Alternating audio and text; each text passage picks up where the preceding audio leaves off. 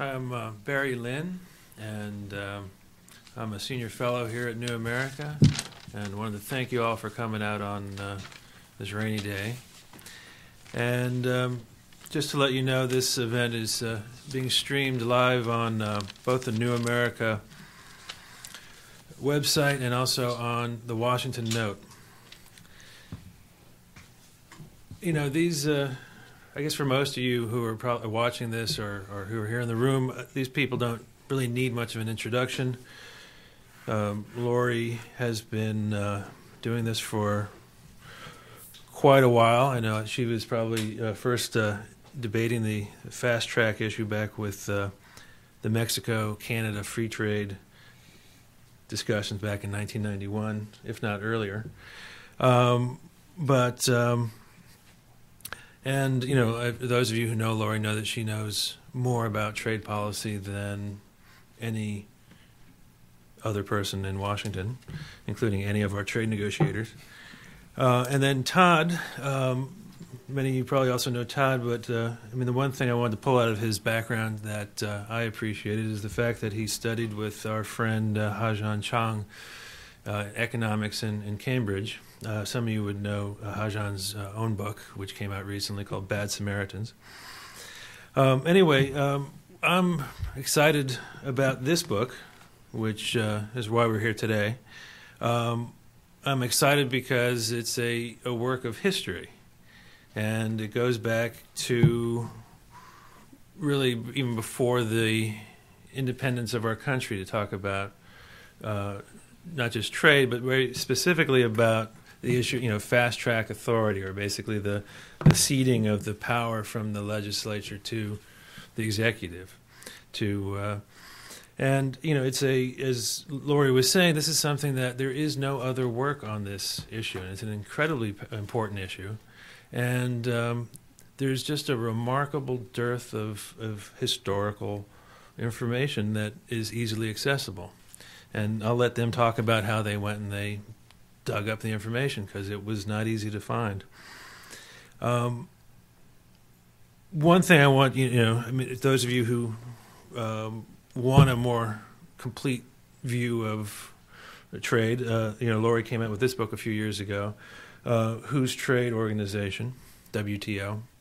And these are, in some ways, companion pieces, I would say. I mean, this is a very simple, straightforward, clear overview of this remarkably important set of issues, and this is the details. And so anyway, I'll let Lori go from there, because I think they have a lot to talk about. So anyway, thanks again for coming. Thank you, Barry, and thank you all for coming. Thanks to the New America Foundation for hosting this event. I'm going to start out giving a little bit of context, and then Todd's going to talk about some of what we found, and I'm going to close with a little bit of looking forward. And do you really want me to stand up? Easier. Okay. All right. It's not going to make that much of a difference, given I'm kind of short, but I will follow the consensus of the room. The book we ended up writing in a way almost by accident, by default. So in the back of U.S. trade policy making, of course, is under what process? What process frequently determines what kind of a policy you get? And so we had gotten, Public Citizen had gotten into trade issues effectively when the modern era of trade agreements got into our issues, which is to say, prior to the agreements like NAFTA and WTO, which these previous agreements dealt with tariffs and quotas mainly, we weren't involved in that debate. It's when trade agreements started to set binding rules that got into the issues that had been at the core of what Public Citizen's 30 years of previous goals had been, of social and economic justice, food and product safety, the environment, and the processes by which those policies were made, that we got involved. So Public Citizen had long looked at process issues, and our first entree into the trade issue was, in fact, the 1991 debate over fast track. And as we learned more and more about fast track, we started to realize that part of the way in which the consensus on trade in the U.S. has broken down has to do with the process by which trade agreements now are being framed and then negotiated. And so it's been an issue we've literally focused on for almost 20 years. Because when we think about going forward about what kind of trade agreements could harness the benefits of trade without having all of these externalities, and I say that sarcastically because it's the principle and practice of democracy, product safety, health, the environment, being stepped on, these other values and goals, we realized that at stake was a new process.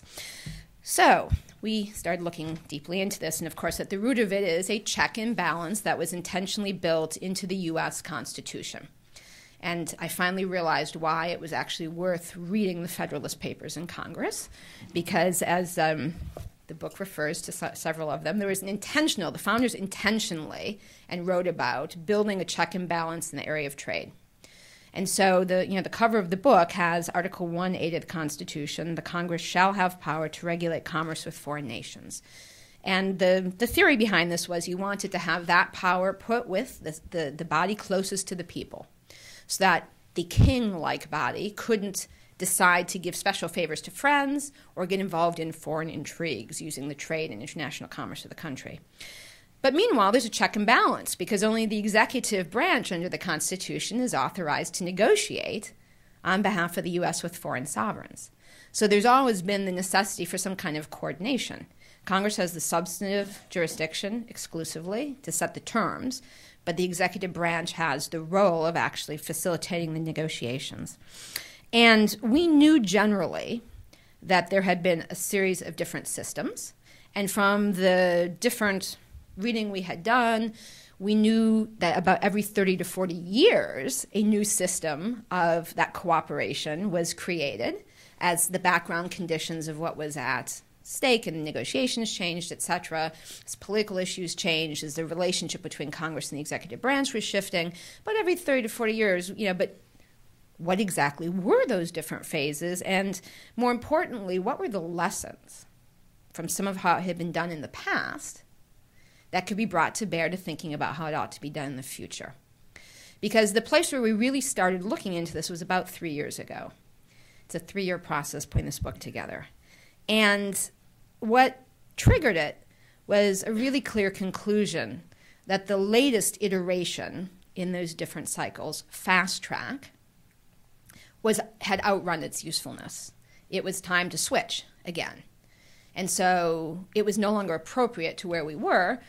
But then the question was, okay, then what is the new mechanism going forward that is able to facilitate agreements that harness the benefits of trade, have an inclusive process, but also a functional process? And what lessons can we get of this historic challenge of this power-sharing question that obviously has been battled back and forth 3 times a century over the course of the country? So we went to go find the scholarship on the matter, figuring, we're going to pick the good stuff that worked, and we're going to know to avoid the errors that had been made in the past. And that's when we found out there wasn't any actual comprehensive scholarship. And Todd can discuss the period that he and several lawyers spent locked in the basement of the Library of Congress, reading all of the original debates, pulling the original statutes, etc., but there was no original source history. And so we created it. And Todd's going to describe some of the findings. I'm going to come back up after Todd summarizes to conclude about what the findings have led us to think going forward as far as the lessons that we can draw, having put together the history for what might work going forward. Before I do that, I'm just going to summarize what the last past system was, which was fast track. Folks who know this much of the history know that it was an idea of Richard Nixon's. It was created as a response to a legislative congressional showdown that happened with President Johnson, who can't imagine this with President Johnson, just basically said, don't have the authority, Congress doesn't want me to do it, tough, I'm signing anyway, with one of the previous GATT rounds. And this caused a huge hoo-ha. Congress wouldn't vote on that round because the president had signed 2 particular parts of the agreement that went beyond tariffs and quotas without having authority to do it. There had been no delegated authority.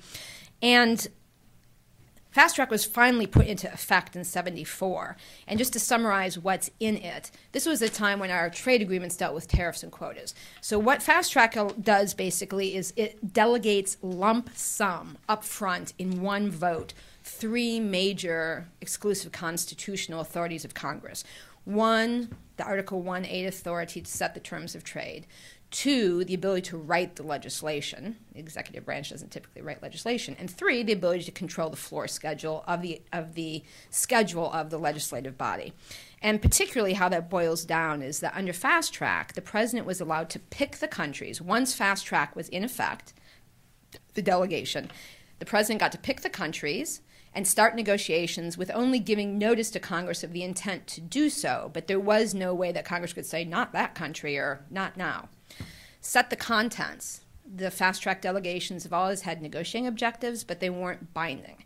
And so they frequently were ignored. I mean, one shocking detail that we reveal in the book is that there has been the negotiating objective of putting labor rights into trade agreements since 1988.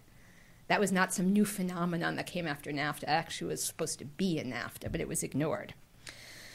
The president is authorized to sign and enter into the agreement in international law binding the U.S. before Congress ever votes.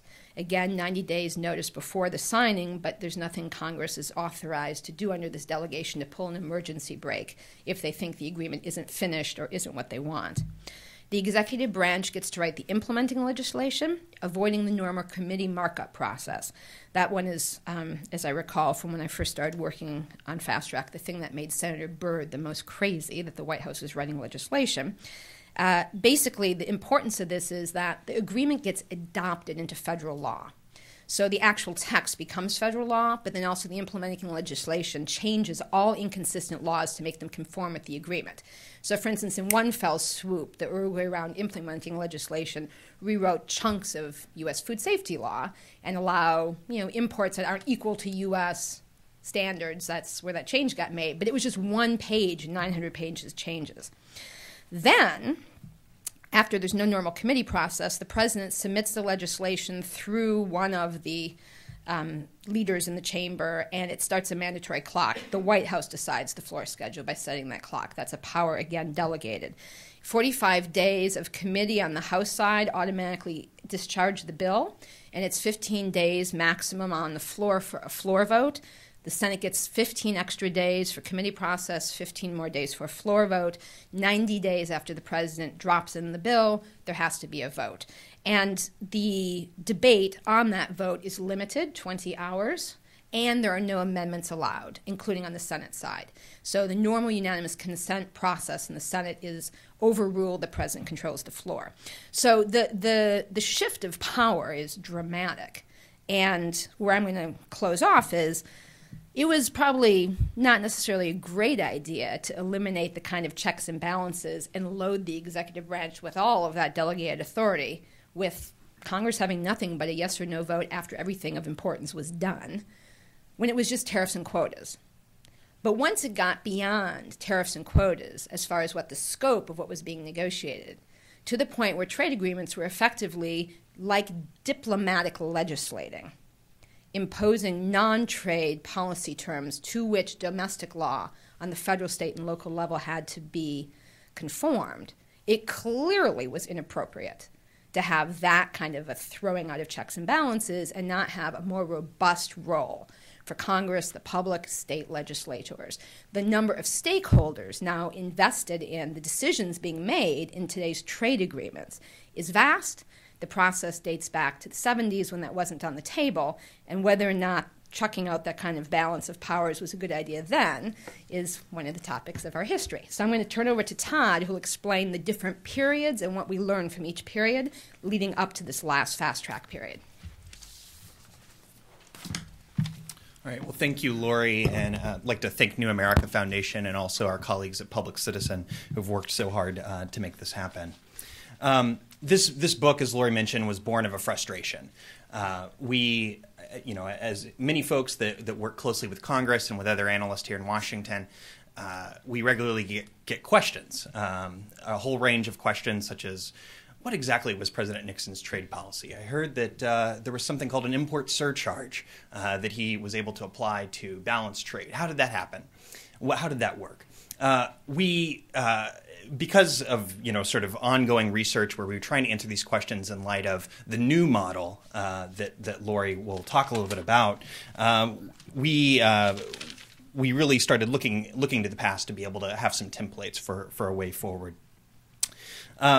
We also noticed that the presidential historians and biographers typically ignored some of the major legislative battles on fast track and other delegated authorities over the years. And legal scholars and social scientists focused largely on the process only as kind of a proxy for a debate about these vague notions of free trade and protectionism. For those of us that have worked on trade policy in the last, 3-4 decades, that doesn't describe adequately the kinds of trade agreements we've been signing.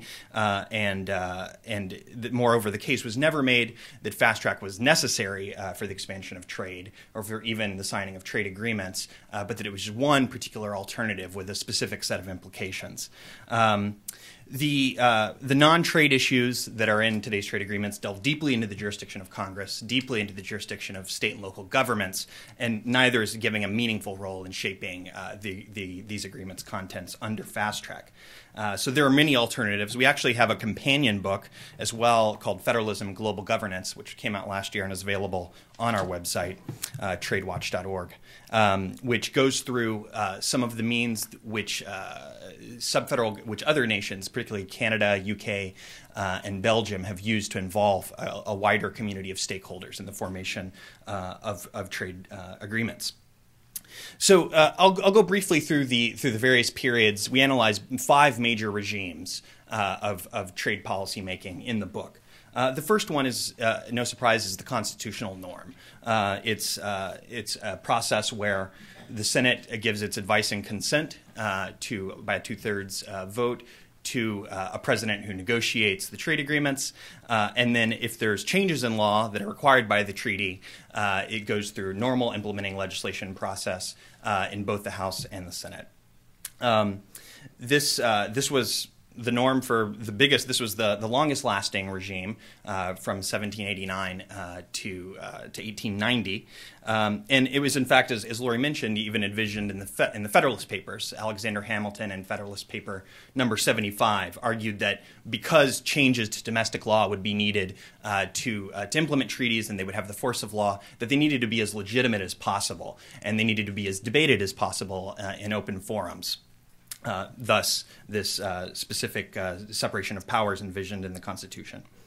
There was relatively few trade agreements during this period, but there was certainly a large growth in trade and income over the period. The exceptions were an 1854 pact with Canada, which lasted about a decade, which was passed under the Franklin Pierce administration, and an 1875 pact with Hawaii under the Ulysses Grant administration. That was the first period. The second period began a sort of a time of experimentation with this delegated authority. And it's one of the clearest examples in U.S. history that some sort of simple correlation between a debate about process and a debate about protectionism don't gel. In that period, the Republicans were primarily in favor of higher tariffs, but also in favor of a concentration of executive power in the executive branch. On the other hand, the Democrats were largely free traders, but in favor of a stronger congressional role. In 1890, during the Harrison administration, during the McKinley administration, during the Taft and Harding administrations, there were major tariff acts that had a variety of forms of delegated authority, but were mostly used in a punitive sense. So if there were particular nations that were keeping out U.S. goods, the executive would be authorized to administer an increase in tariffs and would be authorized to negotiate trade agreements with a variety of countries, and it ended up being primarily Caribbean countries and tropical countries. The terms of the agreements would be very simple: just let our products in, or we will raise tariffs on your products. And it was for very specific countries, very specific products that this authority was given. By contrast, the Cleveland and Wilson administrations during this period were generally in favor of lower tariffs, and then when the tariff acts under their administrations were passed, they typically rolled back some of the authorization for the executive to unilaterally sign trade agreements without further action from Congress.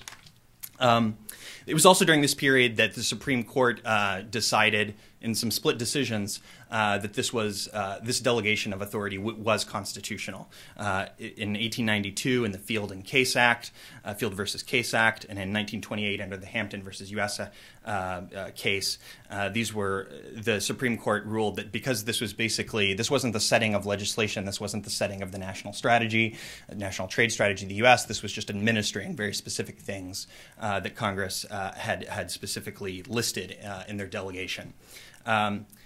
We can debate whether those were the right decisions or not, but what is clear that it is in the next regime, which is the Reciprocal Trade Agreements Act regime, that was initiated by Cordell Hull, President Roosevelt's Secretary of State, that Cordell Hull clearly used the Supreme Court's support for this delegated authority and this tinkering, this administrative tinkering with the delegation to really advance a revolutionary package that allowed the executive to, without another vote by Congress, or without Senate advice and consent, sign a variety of trade agreements that would lower tariffs or increase tariffs within a certain band.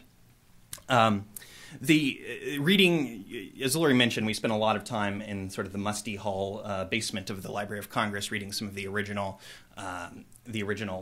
committee hearings, the original committee debates, and it was pretty amazing just how cavalier Cordell Hull was in his testimony before the various congressional committees, saying that because there's this rising fascism, because there's this depression, you need to give me all the authority so that I can sign an agreement with Venezuela. It really was not a very linear kind of argument. It was just sort of using this opening caused by the economic crisis and the precedent from the earlier regime to greatly advance the nature of the delegated authority. The mother of all trade deals, this delegation got progressively more controversial. The mother of all trade deals, the General Agreement on Tariffs and Trade, was signed by Truman. Well, not signed, but what's the legal term? Initialed, yeah. Initialed by the Truman administration, even though there was resistance from Congress to actually formally signing the GATT. When members of Congress realized, especially on the Republican side, Republicans led a lot of the opposition to this form of delegated authority from the 1930s through the 1960s. When they sort of realized that the U.S. had been initialed onto the GATT, this mechanism became increasingly controversial, and there was a series of measures which we detail in the book that were used to sort of tighten up the RTAA authority. As Lori mentioned, some maneuvers by the Johnson administration finally killed off this type of authority, which had been renewed every 2 or 3 years over the previous decades, and we entered into a period of exhaustion, really, from 1968 to 1975, when there was no form of delegated authority whatsoever for the first time in many decades.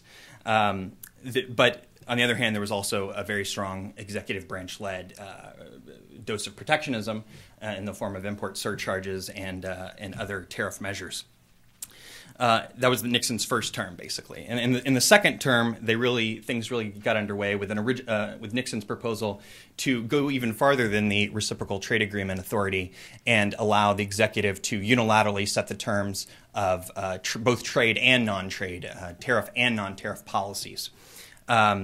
This version of this legislation was passed by the House, and a modified version that was going to allow the up or down vote that Lori discussed came out in the Senate version. But why was this revolutionary change allowed to happen? Why did this occur? Well, a lot of the likely opponents to this measure were split in a variety of directions. You had labor groups in certain parts of the labor-friendly parts of the Democratic Party that had been pushing an alternative piece of legislation which didn't have the support of a lot of the key members in Congress, but it was called the Burke-Hartke bill.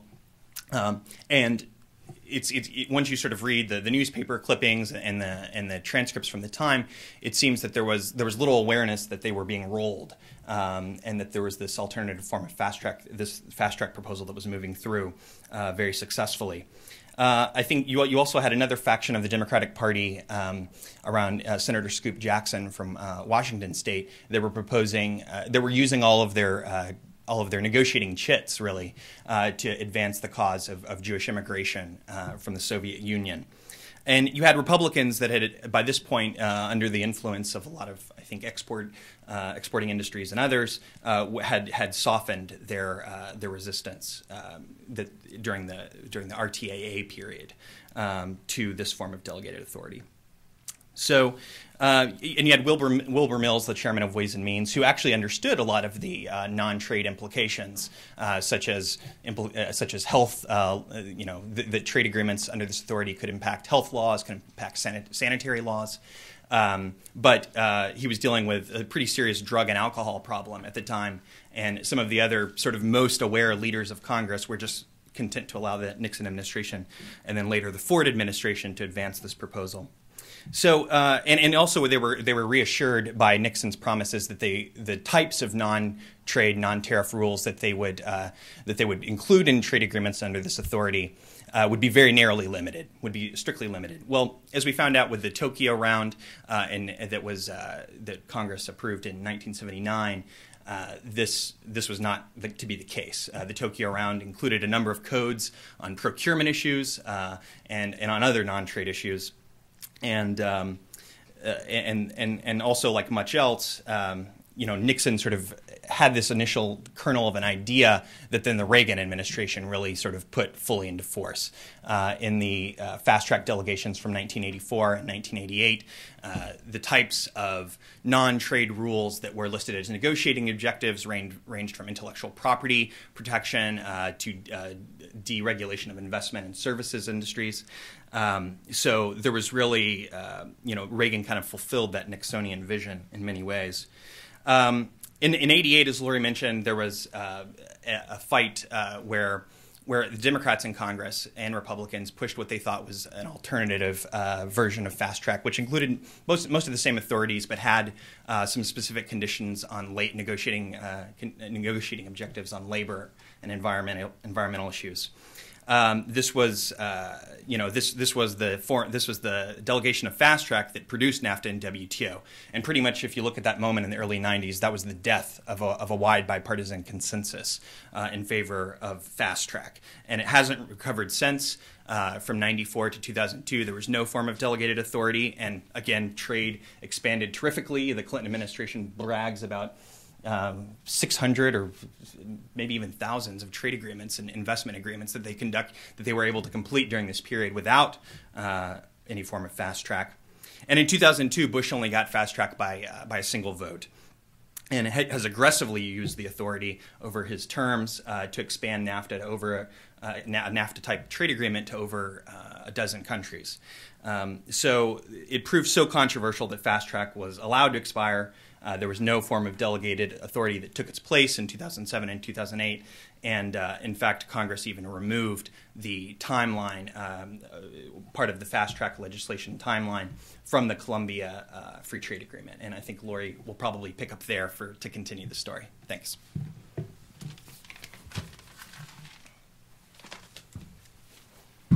Well, as Todd summarized in the book Details More, basically what we found was that fast track per se wasn't necessary to create U.S. trade agreements, and not even in the current era, given the Jordan Free Trade Agreement was done under normal procedures on the floor, which was during the end of the Clinton administration.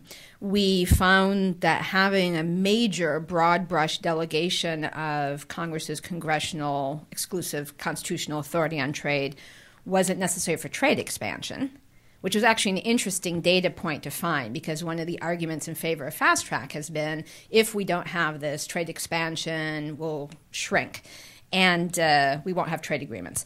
And, obviously the Clinton example of Clinton not having fast track or any trade delegation, but for 2 of the 8 years of his presidency, yet completing a huge number of trade agreements and seeing the volume of trade increase during that period is clear evidence for that.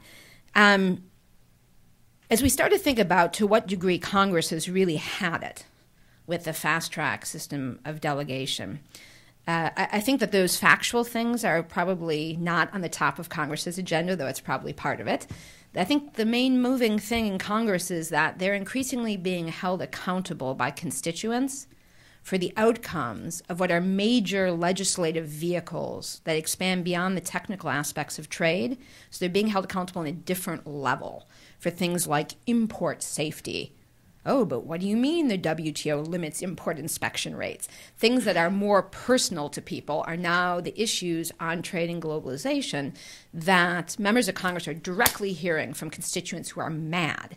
But they haven't, in this process, any ability to shape the legislation, though it's diplomatic, that's setting these policies that they're then being held politically accountable for. And that mismatch seems to be, as much as anything, how we've gotten to this situation where, as Todd said, even before Bush was able to get fast track after a year and a half of fighting by one vote, Clinton was denied fast track in 97 and 98. In 98, a floor vote explicitly denied him the delegation. He was rejected. And Bush got it. But, this period of this old system of fast track trade delegation might have had one more round of authority but for Bush while using it to its full use, which is to say, I think a lot of members of Congress hadn't really internalized what it would mean to actually have fast track used as fast track could be used until Bush used it to try to force a vote on the Colombia Free Trade Agreement. Members of Congress generally knew that, limits on debate, amendments, people in the Senate knew more. But I think actually members of Congress hadn't fully internalized the notion that the executive branch could make them vote on something that they said they weren't willing to vote on. And so the unilateral use by Bush of fast track to drop in Colombia was pretty much the straw that broke the camel's back. Now, as we looked back then in the history we had picked up, thinking about what could happen going forward, one of the themes that we saw, well, there are three big themes we saw. One was that the role of Congress setting parameters, and then number two, having discretion within the parameters for the executive branch to be able to operate, were really important. And then three, some system of checks and balances and accountability, which is to say, Congress's role in setting what countries, or, in the Cordell Hull system, what bands of tariffs for what products for how many years. And then once delegating that band and that general policy direction, stepping back. Because that gets to the delegation issue. Obviously, you can't have 435 members of Congress directly negotiating. Not only is there a constitutional issue, but practically, how would you get things done? But then how do you balance the need to have efficiency with the need to have Congress having that ability to control a piece of what the contents are? And then the question of oversight, which is what is the accountability mechanism to manage that balance of goals? And they're looking back, there seem to be some particular things that were lessons going forward. And then, of course, there was the presidential campaign where you had candidate Obama talking about replacing fast track with a process that was more open and inclusive. If you go to our website, tradewatch.org, you can see all of President Obama's campaign commitments on trade footnoted to the original places of the speech, but then there's a whole set of questionnaires there that have his written answers about how he would change the old fast track, replace that mechanism. So we started looking then, and the concluding chapter in the book is practically from all this history finally unearthed, what are the lessons of how you manage those dueling challenges? And from the past, what didn't work, what did. And so we found some sort of pretty clear instruments that we thought would be good things to repeat. One of the key things seems to be front-loading Congress's role. So it's clear what Congress expects, and then having some system of getting Congress out of the middle of things for the executive branch to do their negotiation, but having at the end an ability for congressional oversight so that that is actually a part of the executive branch's understanding of the delegation, which is that at the end as well as at the beginning, there's going to be accountability to actually meet Congress's expectations. And that is for the systems that worked. That historically, that's a common theme. So some of the ones that didn't work so well, Congress was being too tight with the ability to negotiate. With some of the ones that didn't work so well, Congress was not having a clear role in setting what the contents were, and the executive branch was off running with the bit in its teeth. And so the sort of lesson going forward is the proposal of a process that's included in the Trade Act. That's legislation that was introduced last year and is about to be reintroduced. It's the Trade Reform, Accountability, Development, and Employment Act. Its lead co-sponsors are Congressman Sherrod Brown, Democrat of Ohio, and Congressman Mike Michaud, Democrat of Maine. And the last section of that bill lays out a system for replacing fast track. And it's not detailed. It doesn't have all the procedures and timelines worked out. But it has a set of 6 basic criteria. One, setting readiness criteria, Congress setting readiness criteria that would guide for the executive branch with which countries the U.S. ought to engage in negotiations. And readiness criteria that combine potential economic benefits that are measures of what opportunities could exist economically for having a trade agreement with a prospective country, and then also criteria similar to the European Union readiness criteria for the Maastricht Treaty that have to do with basically having the democracy, regulatory, human rights, infrastructure in place to be able to be a participant in a rule of law-based regime.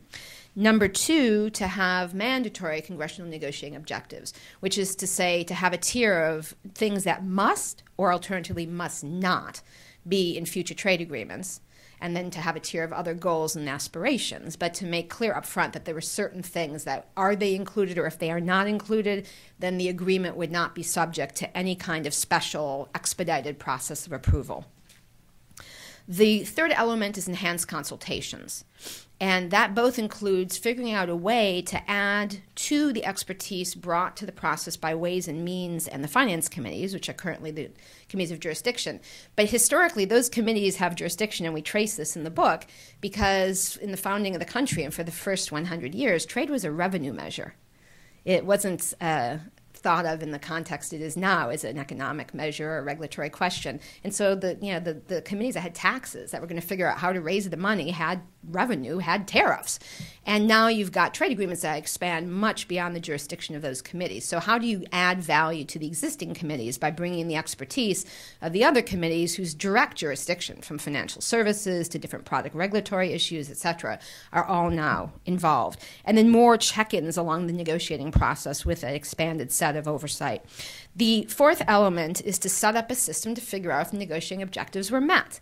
And one system that's interesting that actually was also put forward in a corporate proposal last year is to set up some kind of a super committee that would actually have the chairman and the ranking members of those expanded committees of jurisdiction whose direct business was affected, so that you would actually have a set of experts on a bipartisan basis reviewing the content of the agreement and deciding, did the U.S. negotiators of the executive branch actually meet Congress's mandatory obligations? And if so, they'd certify that the agreement was ready to be voted on, which gets to number 5, which is a vote of Congress on the contents of the agreement, a vote to authorize the executive branch to sign it and enter into it. And this is a sort of a splitting the baby maneuver, because on one hand, you would want to have Congress have a vote before it's too late. On the other hand, if you had a full treaty vote, which was the process that was used early on, you might have it very hard to finish trade agreements. So if you had a simple majority vote under some kind of expedited rules, but on the authorization to sign the agreement in the first place, you would force the focus onto the contents of the trade agreements. Of course, this would also help with accountability and oversight of the negotiators, because not only would they have to deal with the super committee saying they'd met the objectives, they'd have to get a majority of Congress to say the agreement was a net gain for the country before they could sign it. But also, it would be a very interesting way to actually force the debate onto the agreement at the time you could fix it, and avoid these bloodbaths that turn into proxy fights over themes about free trade and protectionism, and instead end up being fights about what are the best rules to get the outcomes that a majority is seeking in a trade agreement. The final piece of it is once the agreement could be entered into, and again, you could just have literally a one sentence, the U.S. Congress authorizes the executive branch to sign this agreement with expedited consideration that would be triggered by the supercommittee. Once that's done, you could have a separate vote on the implementing legislation through a more normal congressional procedure. You could have, like the budget rules, closed vote at the end, but you'd want the committees of jurisdiction figuring out with their own legislation, not the executive branch, what it is that needs to be done to conform with the agreement. So that system basically is a balance. It is designed to get trade agreements and pursue trade expansion, but it's also designed to restore the checks and balances that can try and rebuild some sense of consensus in the American public and on a bipartisan basis in Congress on what are the right contents of trade agreements for the future for the U.S. And some kind of new deal on this power sharing is going to have to be arranged. And so that is our offering into that discussion based on the exploration of the history of pieces that did and didn't work. With that, I'd like to open it up to questions, comments, and I think I'm going to sit down for that part of it if we're allowed, or we should both stand. Sit. Okay. Questions, comments, heckling. Here in the front. Sir, you. Yeah, Church and freelance correspondent. So from now on will be different. Obama going to have a different, just go back to normal way for the trade. I'm not sure I understand the question. Well, first we have fast trade, and from now on will be different. Well, fast track expired, sort of factual. Okay. Factual matter is fast track expired 3 years ago, and President Bush was not delegated any more of that authority. And the prospect of anything like that exact authority being redelegated is extremely remote. And President Obama's talked about how to replace it. So then the next question is, what comes next? And will he going to put the health, safety, and environment into it? Will you put health, safety, and environment? I think that this is it's an open question about how the Obama administration and Congress will negotiate what the mechanism is that can obtain a variety of competing goals. And that's what this proposal and this historical review of what has and hasn't worked is trying to inform. Other questions? Right here. Thank you, Robert Rogowski, International Trade Commission. Maybe it's two questions. Could you talk a little bit more about the readiness criteria, and maybe all the steps of this new bill that you seem to be supportive of? If you spend time talking to people at USTR, you get a sense that they're run through a pretty serious grinder doing most of this stuff now in terms of finding out or convincing Congress to give them fast-track authority, having congressional staff at the negotiation process, coming back reporting regularly to them, and then finally getting a yes-no vote, which is, there's a lot of negotiation that goes on with Congress by the negotiators because that no vote is a terribly real threat to them. So I'm just wondering whether you think this stuff is not being done or what this actually does, and then to go back to the beginning, the readiness question was a little bit confusing to me. What does that mean, readiness criteria to start a negotiation? The readiness criteria is actually a term that is borrowed from the European Union Maastricht Treaty process, and it's a system of criteria, basically some combination of the potential partner countries' ability to meet various international human rights, democracy, open election, labor standards, and then in a combination in the context of this bill, going further than what is in the Maastricht Treaty, of also trying to figure out what are the economic benefits that could be provided with that country. And this is to go to the criticism that has been put forward by a lot of folks in the business community, that in the past, the resources of the Trade Representative's Office have often been basically allocated based on non-economic criteria. So it has to do with the personal relationship between the head of state and the head of state, or it has to do with a foreign policy issue that could be dealt with in some other means, but why are we putting our priorities on negotiating trade agreements with countries where there isn't necessarily that much economic opportunity? So the idea of the readiness criteria is for Congress to step forward what are the things that a country that the U.S. Trade Representative's Office wants to start negotiation with have to meet as far as both how their domestic legal systems are, if they're ready to get into an agreement that's a rules-based agreement, but then also what are the opportunities that they provide economically. And so that there's actually criteria that are setting based on Congress's priorities about who we'd spend the resources of negotiating with. So that's the readiness criteria. And the second question about how fast track works now, the answer is no, there isn't actually any accountability, and there are many gruesome examples of that, but and many of them are highlighted in the book. But amongst those that are most glaring is the fact that the 1988 fast track that was used to negotiate NAFTA and WTO explicitly called for labor standards to be used as a condition for market access, and that the total ignoring of that was the beginning of the war, as Todd described it, between Congress and the executive branch over what trade agreements should be like, fueled by the fact you had Democrats in Congress and Republicans negotiating for most of that period. But the different visions of what model the trade agreement should have, combined with a system that didn't have any accountability of the delegation to the executive branch, meant that you end up with agreements that didn't have the contents. A more recent example is that Bush's fast track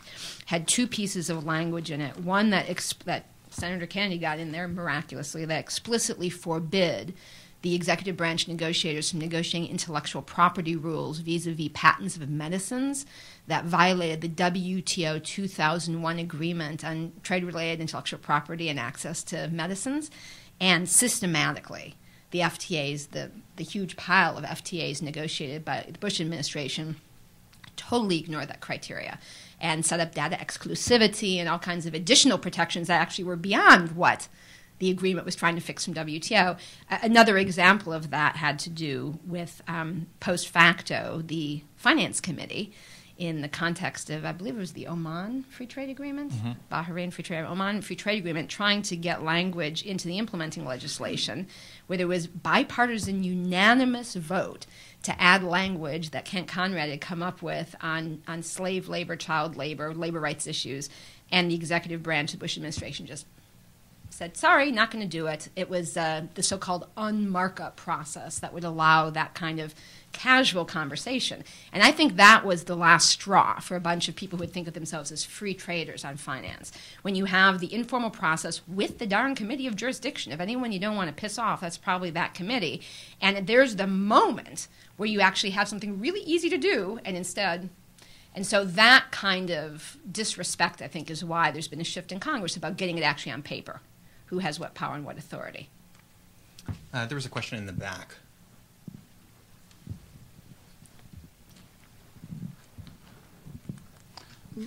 Chris Farley, my question dealt with, you said the implementing legislation would then run through normal channels kind of after this long process to get up to that point. And I wonder if you see or see the potential for a kind of train wreck maybe at that point where if you're going to a 51 vote to go kind of to sign it, but then you go into normal kind of rules of procedure for the implementing legislation, is there a disconnect there that could create kind of bad will towards the United States in terms of signing things that then can't get passed later on because of the higher procedural hurdles for the last step? Right. I should clarify, because I think how I said it leads to that concern. When I mean normal procedures, what I mean is to use the markup process and to actually have the committees writing their pieces of legislation, but having, as I said, having an expedited vote at the end. So like with the budget process, where at the end you can't have a Senate filibuster. You go through a certain front-loaded process of having the committees have a role, but the trade-off to making sure we don't end up in a situation where it's a logjam is you have an expedited. But like the budget process, we actually have some open process in the front, specific deadlines of when you have to deliver, and then a not very open process as the end game once all of the different pieces have been put together. And I think the budget rules with some tweaking actually probably provide a pretty decent system of how you balance getting everyone at the beginning, but making sure you get it done at the end. Yeah. Any other questions or comments?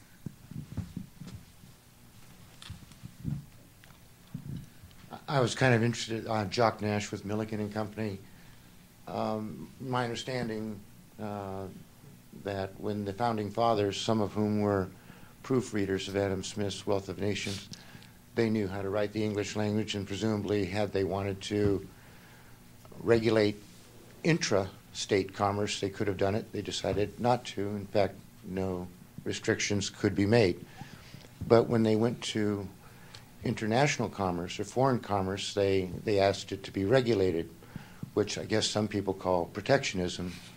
What interests me is that it took a different turn in the 20th century when, and I'm not sure, was it Professor Jackson, or the man who came up with the idea to call all of these agreements executive agreements and not treaties, requiring simple majorities of both houses, and then this whole notion of compressing the time schedule so that if the Founding Fathers wanted, through that branch of government closest to the people, to regulate foreign commerce, they could not do so because there was, for someone who has fought a lot of these trade agreements, you cannot mount a grassroots effort in the short time frame allowed to change any of these agreements, because they're either throw the baby out with the bathwater or accept the whole thing. And I was just wondering is there any movement to either call these things treaties, because they in fact it looks like a duck, walks like a duck. It might be a duck, because treaties do affect our domestic law, and it preempts. I mean, nothing will kill a bill quicker in the Congress than saying it violates or is inconsistent with the WTO. As someone who was in Geneva during the entirety of the Uruguay round, it was so clear to some of us that what it was happening was that we were Gulliver and everybody else were Lilliputians, and they wanted to prevent us from using our market power, market leverage, and unilateral moves to prevent that. Well, if you're not the United States or the last remaining superpower, that's exactly what you want. If you are, that's the last thing you want. And I just, right now we're at a stage where people are saying, well, we must have this because you can't have 535 negotiators. But you're at a stage. Do you want to? No, I just want you to ask a question. Sure, okay. I'll finish my comment there. Well, I think that the issues that you raise are really important, and they're sort of at the crux of the balance of what the powers are.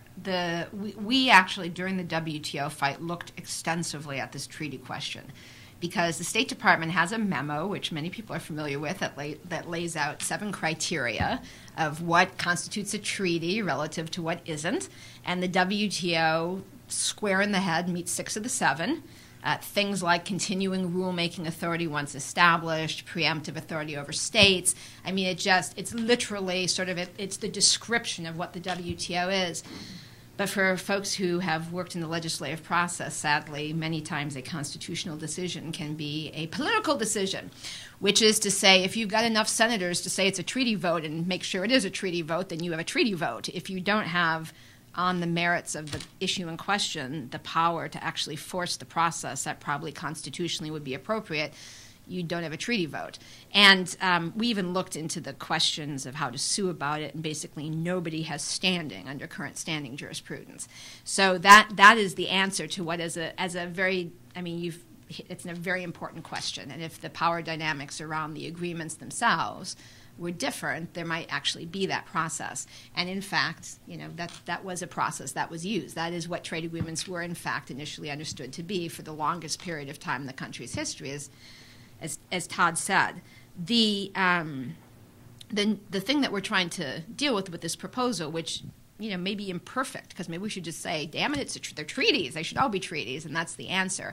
What we're trying to do is, within the context of sort of the political dynamic that's now been generated, is to figure out how to stop the legislative luge run factor that you've just described that happens under fast track, which is by sheer force of process gravity, agreements that haven't been properly vetted, that don't necessarily meet what Congress had in mind, that aren't necessarily in the national interest, by sheer force of process gravity go running through a system, ending us up with agreements that turn into huge bloodbath fights when it's too late to do anything about them, that may or may not work in a way that benefits most people. And so the idea is, without taking what might be the constitutional perfect, how do you balance trying to have trade agreements while at the same time putting back the checks and balances that we think pretty wisely were there in the first place? And I would just add that I think that the demand that trade agreements be, the process for considering trade agreements be the treaty process has been a consistent demand of many people in the debate, and we monitor over every regime of delegated authority. There was always voices, calling if it quacks like a duck, it's a duck. That was certainly a key demand. And in fact, you had in the 1950s Republican members of Congress demanding that the Republican president not even be able to sign congressional executive agreements that impacted on any way state authority. That would be very different from the system we have today, and it's certainly, I think, one of the key alternatives that needs to be in the debate. The whole history of the Bricker Amendment, which is a very interesting point, both as the constitutional issues, Jack, that you've raised, but also the partisan dynamics is laid out, which I had heard 3 versions of it, none of which were true. And now that Todd and his crew went into the musty basement of Congress and actually pulled the congressional record and looked at basically a year and a half of fighting over that amendment, we now have actually what happened. But also the question of the states and the rights of states and state sovereignty being protected is a very consistent theme throughout the debate. And one of the things that the proposal for an alternative includes in the consultation process is for the non-tariff regulatory constraints that exist in today's trade agreements to set up a system for states to be able to opt in. Right now, the executive branch recognizes the invasion of state power and policymaking authority in the area of procurement. And so U.S. states cannot be bound to the procurement provisions of the trade agreements unless the state consents. There are all kinds of problems with how the state consents, how the request is made. But the bottom line is that is the precedent for procurement.